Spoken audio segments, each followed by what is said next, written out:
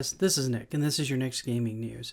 Coming to you today just to kind of go over a few things. There's not been a ton going on in the news this week, but there have been a few small things, so I thought that we'd take some time, kind of sit down and go over them. The first thing is that Blizzcon 2020 has been canceled.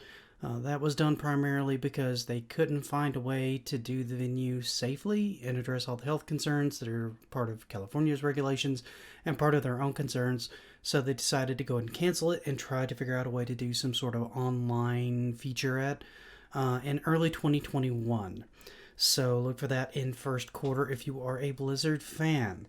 I know a lot of people have been on the fence with them lately just because of the way things have been going. I'm still holding out hope that they'll kind of turn that curve a little bit and kind of get back to where they were.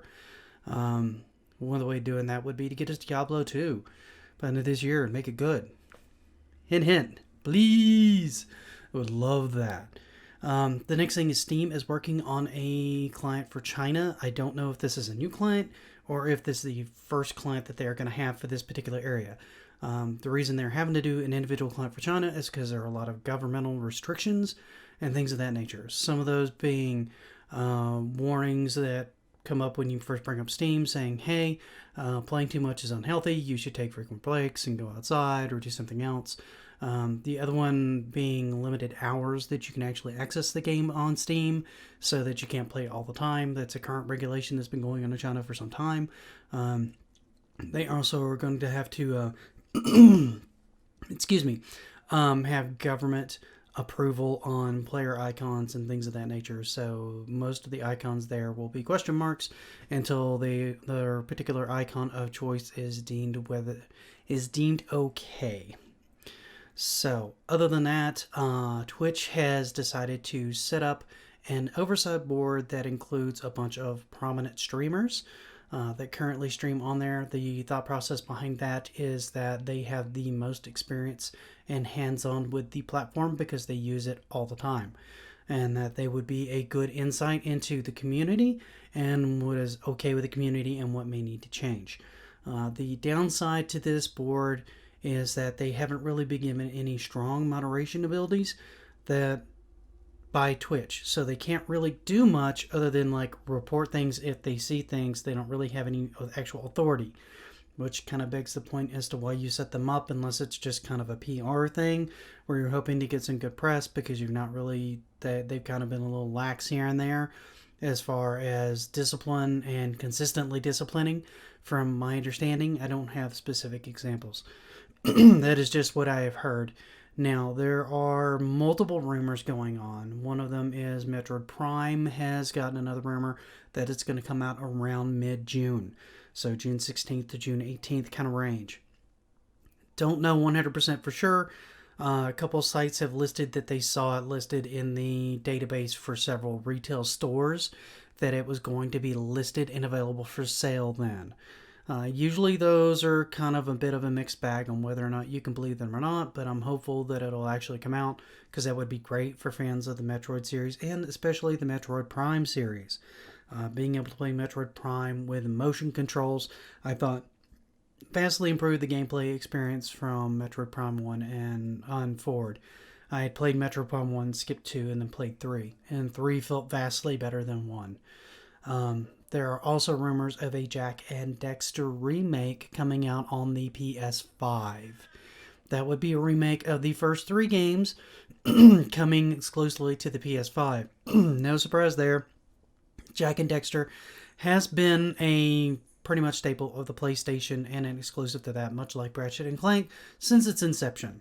The next thing is that Serious Sam 4 is going to be a PC and Stadia exclusive, at least for a time period. You will not be able to get that on console for at least, I'd wager 6 months or more after it's been initially released. I'm assuming Stadia worked out some sort of deal to making it exclusive to them to try to draw people to their platform. However, the fact that it's also coming out on PC kind of negates that somewhat because you have a PC that can play it and you really want to play Serious Sam, then you have an alternative place to play it outside of Stadia. I don't necessarily see Serious Sam being a Stadia seller unless it's just reviewed insanely highly. The games have always been fun. They've always been a little tongue-in-cheek, but they've not really been what I would call system sellers in the past. So take away from that what you will. Now, the next thing is that Capcom is currently going to be running a sale from now until the end of the month on their Mega Man franchise, only on the Switch. So if you have a Switch and you've missed some of the Mega Man titles and you want an opportunity to get them a little bit cheaper, most of these are running like sub $20. Some of them are even as low as $10. So you may behoove you to go into your store, online store on the Switch, go into the eShop, and take a look around and see what you can find to see if maybe you want to pick up one of those titles during the sale. Also keep in mind that if you have a PC, a lot of times these things come up on sale pretty frequently on Steam. Capcom has run multiple sales this year on the Steam client. Now, I don't know that they have done one on the PS4 or the Xbox Series at all. As far as I know, there is no sale going on those two platforms. Now, the next thing is that, and I will have to pull this up, there's some free games coming up with Games of Gold. There's about 4 that came out.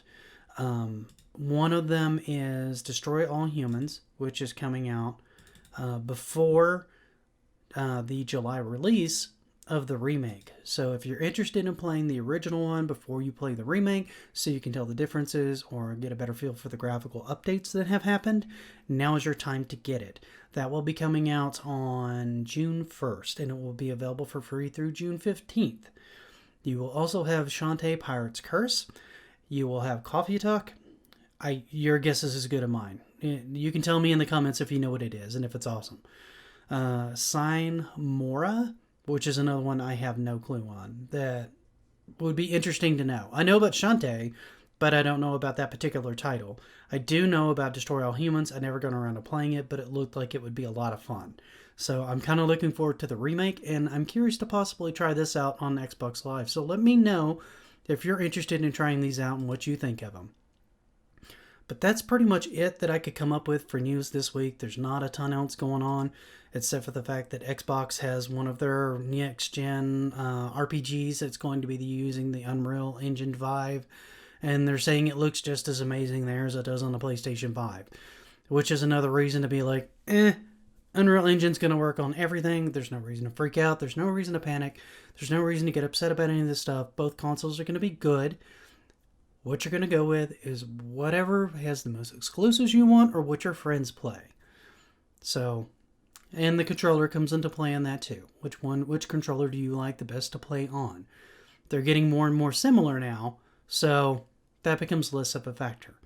But that was all I was really able to come up with this week. I'm hoping things kind of pick up next week. Oh, one other thing. Sony is looking to do a more of an announcement next week. I'd heard June 3rd, possibly June 4th, as the date that they're going to do an online announcement. They should have more of the lineup of their games at this point. So we should see more of the games and hopefully more on the physical console itself. So I'm hopeful that that comes out and we have more to talk about then.